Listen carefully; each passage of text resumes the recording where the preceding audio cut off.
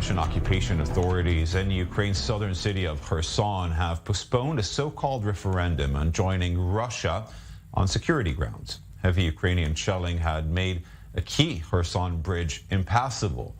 Ukraine and its Western allies have denounced the referendum plans in Kherson and other areas as illegal.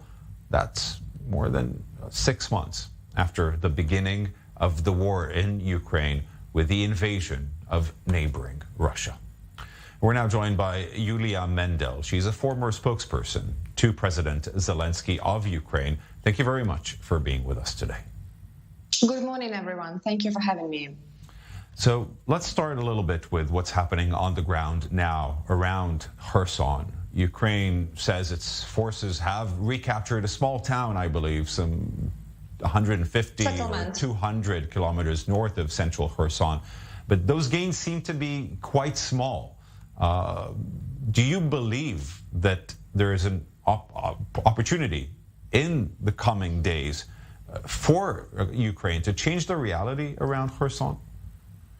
Ariel, you are right that we gained very small territories back. But in fact, if you look at the whole counteroffensive and whole operation of Ukrainians of liberating our own territories in the south, you will see that over 5 dozens of small settlements have been recaptured by Ukrainian army already. We move probably slowly, but at the same time, we are the nation that cares about our people.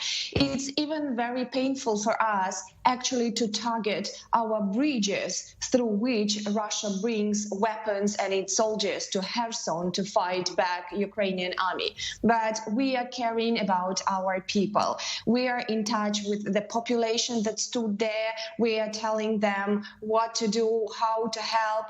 Many of our people get some kind of messages from security service. They have the shelters there. So in fact, the Ukrainian army is moving, and the result that Russia already postponed the fake referendum there for the second time says that Ukrainian army has big results. Believe me, I'm in touch with Kherson people because Kherson region is my native region. And I have a lot of people from Kherson, where I was studying in school and kindergarten, and where I had my grandparents living there. And people are waiting for Ukrainian army hugely, and they are even happy about targeting of the breaches that you see that look sorrowfully. So, Iulia, I want to ask you about that. You said how painful it is for Ukraine to attack its own bridges, its own infrastructure that serves the people. I'm sure it feels the same when you attack the nuclear power plant in the last few days. I know that there is a lot of fighting there in the nuclear plant, and I know from Ukrainian army that we are doing everything not to cause any nuclear threat, because we understand that this will be a huge threat, even more bigger than Chernobyl disaster, not only to Ukrainian people, but to many countries, to European countries, to Turkey, even to Russia. But I mean, nobody needs a new nuclear disaster. Ukraine behaves as carefully as possible there. But you are attacking the plant with shells, is that correct?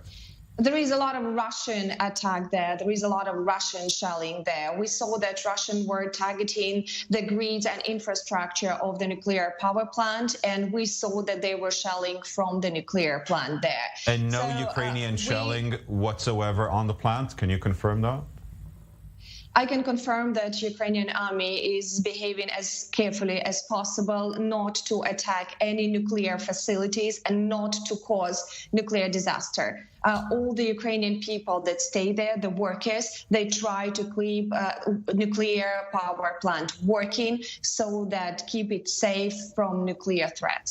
Okay, you said you were from the Kherson area. Let's say that this referendum does take place, because there was a referendum, for example, in 2014, that the Crimea vote, right, that the military occupation allowed there in the Crimea Peninsula. It was not recognized internationally, but let's say now there is one that actually is taking place. What do you think the results might be of such a referendum?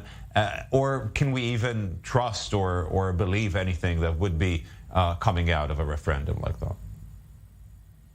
Ariel, it's very difficult to organize that referendum in Kherson these days, and it's very difficult to seriously treat such referendums. Even in Crimea, it was just fully faked because Russia just puts the enormously high numbers to show some kind of fake support to Russian authorities. That's why internationally the Crimean referendum was not recognized. And of course, in Ukraine, everybody understands that Russia does not treat numbers seriously. I know from Kherson that there are a lot of people who stand against Russian occupation there. We call them partisans. I'm sure you know what it is. And in fact, the referendum has been, so-called referendum, has been postponed also because of the fact that Russians see that there is no support among the people. It's actually what the people from the territory of Kherson told me, that Russians are wearing common people clothes and just trying to talk to them, to say them that you need probably to support Russia. You know, they try to figure out what's going on. And one of the people said, oh my God, why do we need this Kherson if we do not have any support there? So in fact, if something takes place like referendum, it will be faked as well as in Crimea. And Ukraine is not going to recognize it. And in fact, we are not sure that it will have any power for Ukrainian legislation and for Ukrainian army that tries to return our territories now.